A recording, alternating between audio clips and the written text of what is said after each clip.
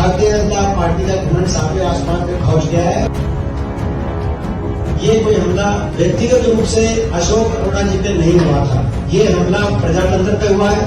ये हमला थानेसर जनता की 2.5 लाख मतदाता की अस्मिता पे ये हमला हुआ है। ये प्रदेश के विपक्ष पे हमला। भारतीय जनता पार्टी की गुंडागर्दी को ये प्रदेश बर्दाश्त नहीं करेगा और कांग्रेस पार्टी बर्दाश्त नहीं करेगी, हम बर्दाश्त नहीं करेंगे। चंद्र प्रकाश जी पर इस तरह की टोल टिप्पणी की गई उनके विधायक द्वारा।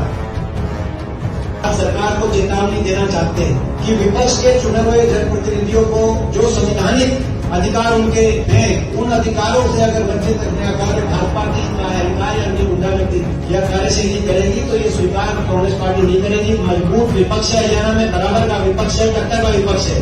जितनी बीजेपी को मत पड़े हरियाणा में लगभग उतने मत हमें विधानसभा में मिले, मात्र आधा% कम, और लोकसभा चुनाव में भाजपा से ज्यादा मत हमें मिले। तो आज हरियाणा में हमारे विपक्ष में मतदान किया।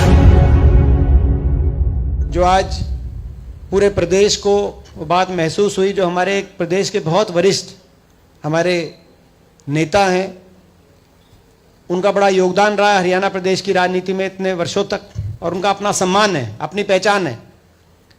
हमारे आदरणीय अशोक अरोड़ा जी उस वाली मीटिंग से संबंधित बात डिटेल में वो भी आपके सामने रखेंगे, लेकिन अनऑथराइज व्यक्ति उस मीटिंग में घुसे, जिनका कोई उस मीटिंग में उपस्थित होने का, नगर परिषद की मीटिंग में उपस्थित होने का कोई किसी भी रूप से कोई लोकस नहीं बनता था।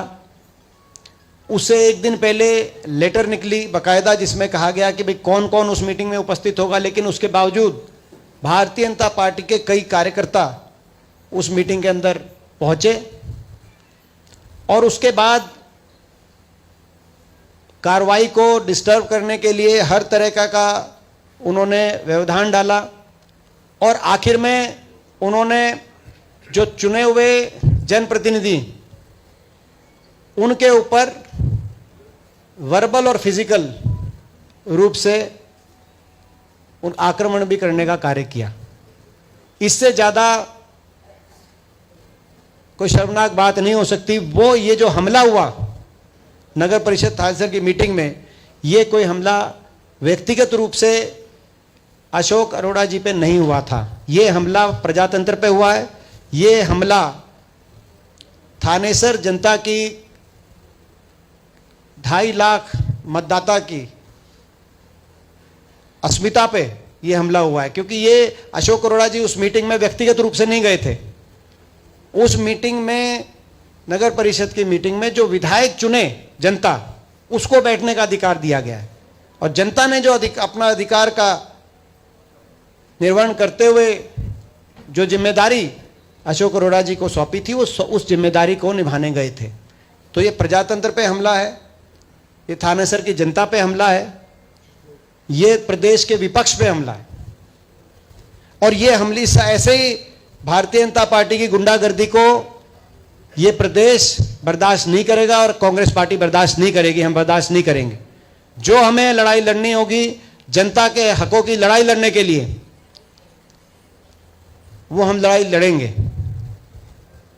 और ये केवल एक उदाहरण ही नहीं है। दूसरी तरफ हमने यही बात ग्रीवेंस कमेटी हिसार की एक बैठक में हमने देखी, जब हमारे आदरणीय चंद्र प्रकाश जी पर इस तरह की टोल टिप्पणी की गई भारतीय जनता पार्टी के कार्यकर्ताओं द्वारा, और यहां तक कि उनके एक विधायक द्वारा। उनके एक विधायक ने तो यहां तक कहा कि आपका खेती से क्या लेना देना, जब ये एक गांव की, न्योली गांव की खेती की समस्या का इन्होंने उठाने का कार्य किया।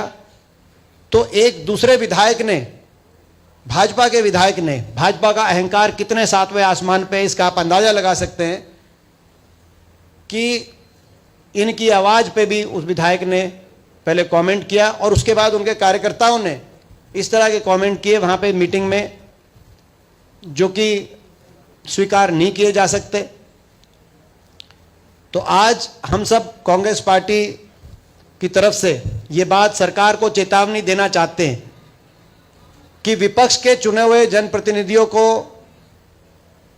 जो संवैधानिक अधिकार उनके हैं, उन अधिकारों से अगर वंचित रखने का कार्य भाजपा की का अहंकार या उनकी गुंडागर्दी या कार्यशैली करेगी तो ये स्वीकार कांग्रेस पार्टी नहीं करेगी। मजबूत विपक्ष है हरियाणा में, बराबर का विपक्ष है, टक्कर का विपक्ष है।